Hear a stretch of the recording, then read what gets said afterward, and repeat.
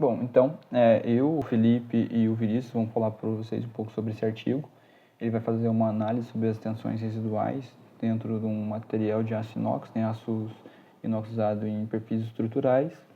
E para falar um pouco sobre, primeiramente, sobre as tensões residuais, são as tensões internas dos materiais, principalmente não, mas mesmo tendo sem cargas, o material ainda apresenta algumas tensões, que são as tensões internas. E quando essas tensões são de compressão, elas atrapalham na resistência, elas pioram com as resistências mecânicas do material, principalmente a resistência estrutural do material. Bom, antes de entrar direto já no artigo, falar um pouco sobre por que estudar isso, Bom, apesar de a gente já dominar bastante os conhecimentos acerca do aço carbono, quando a gente entra na questão do aço inox, a gente não tem tanto conhecimento.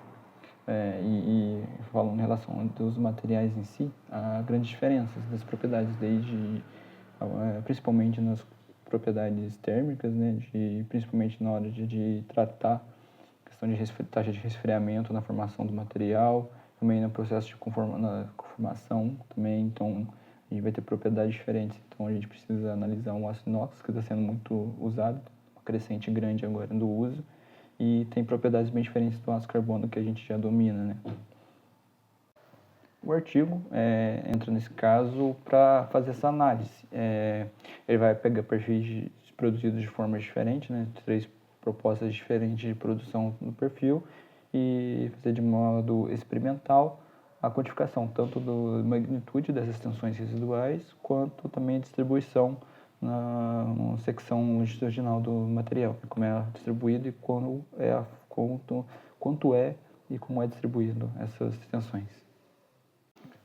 Entrando agora já nos métodos, mais nos estudos, já falei um pouco que vão ser usados 3 métodos diferentes de produção dos perfis, A gente vai ter as cantoneiras laminadas a quente, as cantoneiras conformadas em pressão de dobradeira e os perfis tubulares conformados a frio. E no estudo eles vão usar o método seccionamento, no caso vão estudar com um corte longitudinal e por medidores tanto elétricos quanto mecânicos vão fazer a análise das tensões, como elas são distribuídas. E como é um método experimental que eles estão usando, foram feitas mais de 800 medições, mais de 800 leituras para ter uma base de dados bem forte, bem quantificada.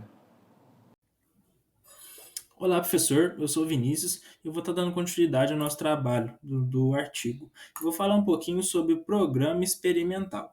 Vamos lá. Como foi feito o programa experimental do artigo, Ele foi dividido em 4 etapas, onde a primeira foi a preparação dos corpos de prova. O que a gente teve nessa primeira etapa? A gente teve a amostra que foram cortadas com material. E esses cortes foram feitos nas extremidades para manter uma distribuição representativa. Com isso, cada seção foi dividida em tiras para um melhor controle. Essas divisões em tiras teve um corte que o corte foi feito em uma fresadora automática. Beleza, preparação dos corpos de provas, ok. O segundo ponto foi a medição das deformações liberadas. Como foram essas medições? Essas medições elas foram medições mecânicas que foram usadas para a primeira seção tubular. A primeira medição foi a medição de deformação média em membrana, que o artigo chama de Whitmore gauge. E a segunda medição, foi a medição da curvatura para tensão de flexão, que o artigo chama de curvature deal. Então, com isso, a gente teve leituras tomadas. Essas leituras tomadas, elas foram triplicadas esses dados, para a gente ter uma maior precisão, para eles, na verdade, terem uma maior precisão no artigo. Beleza. Passou esse ponto, viemos para o terceiro ponto. Procedimentos específicos por tipo de seção. Esses procedimentos por tipo de seção, eles fizeram 2 coisas, uma por ângulo e uma por tubo retangulares. A por ângulo, instalaram extensômetros em ambas as superfícies do material, tanto na parte interna quanto na parte externa.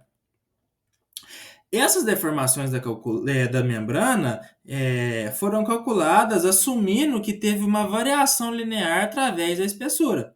Esse foi o processo de ângulo. O processo dos tubos retangulares foram extensores instalados apenas na superfície externa do tubo, ou seja, do corte. Após o seccionamento, os extensômetros adicionais foram aplicados na superfície interna também do material, para ter um processo também tanto interno, um coletamento de dados tanto interno quanto externo também do tubo. Depois disso, assumiu que a distribuição retangular das tensões, depois disso, foi assumido distribuição retangular das tensões através da espessura, que dessa forma ficou mais representativo as grandes deformações plásticas na conformação. Por quarto, a gente teve os ensaios complementares. Qual que foram os ensaios complementares? Os ensaios complementares foram realizados ensaios à tração no corpo de prova, aonde determinamos as propriedades da tensão deformação real do material. E em uma conclusão rápida, né, em um resumo, ou seja, o que o programa experimental trouxe, então? O programa experimental ele envolveu o método de seccionamento para liberar as tensões residuais. Essas tensões residuais foram combinadas com extensômetros elétricos, que foram os nossos... Desculpa, esqueci a palavra. Os nossos instrumentos para coletar os dados, né?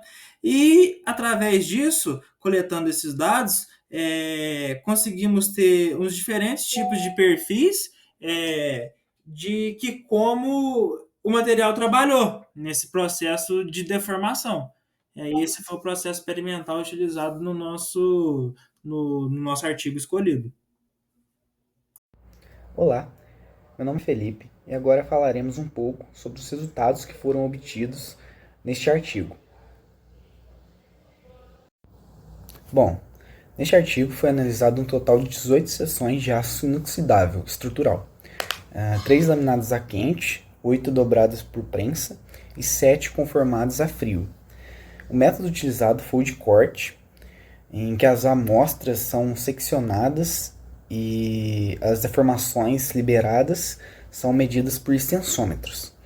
No total, foram realizadas mais de 800 leituras de tensões residuais.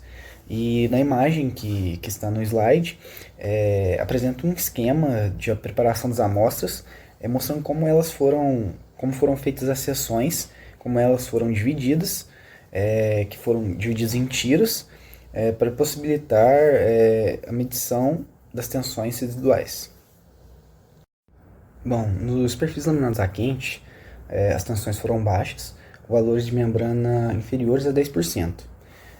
Da tensão de escoamento e tensão de flexão, geralmente abaixo de 20%.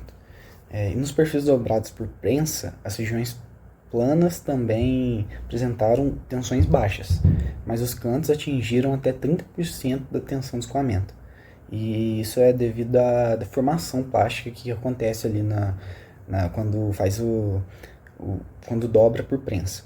Bom, e já os perfis conformados a frio apresentaram um comportamento mais crítico, com tensões de membrana um pouco maiores e tensões de flexão elevadas. E isso varia de 30% a 70% de tensão de escoamento. E nas imagens mostra os perfis, né, as distribuições aí do perfil laminado a quente, perfil dobrado por prensa e um conformado a frio. Em alguns casos, as tensões residuais ultrapassaram o limite elástico de 0,01%. Isso sugere que parte dessas tensões pode ser inelástica. As principais explicações estão associadas ao encroamento durante a bobinagem e desbobinagem das chapas. Além da possibilidade de tensões residuais transversais e não diretamente medidas, no caso, né? As que não foram medidas. Bom, e os gráficos ilustram os valores normalizados das tensões, que é possível observar que, em determinado caso, os níveis ultrapassam o limite elástico inicial, mas permanecem abaixo de 0,2% da tensão de escoamento. Isso mostra que os perfis conformados a frio são os mais críticos. E com isso a gente conclui que as tensões residuais variam de acordo com o processo de fabricação.